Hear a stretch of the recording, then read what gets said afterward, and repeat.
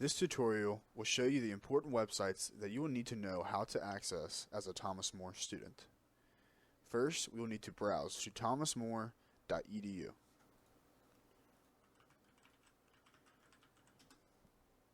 Here is the Thomas More University homepage. In the top right corner of the screen, you will see a tab that says Quick Links. If you hover over it, a bunch of our websites will appear. Some of the important ones that you will need to use are MyTMU, email, and Canvas. If we click on MyTMU, you will arrive at the site. Let's go ahead and log in now.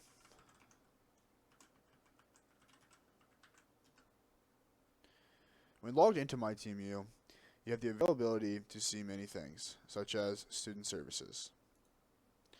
Here, you can find your schedule, your grades, your transcript, and your course materials.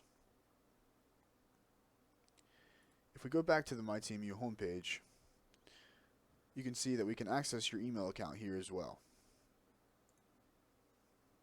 This will take you directly to your email account. If we go back again, and we hover over Canvas Launchpad, this will take us directly to the Canvas login page for Thomas More. Here, you will see the link to Canvas. Go ahead and click on this now.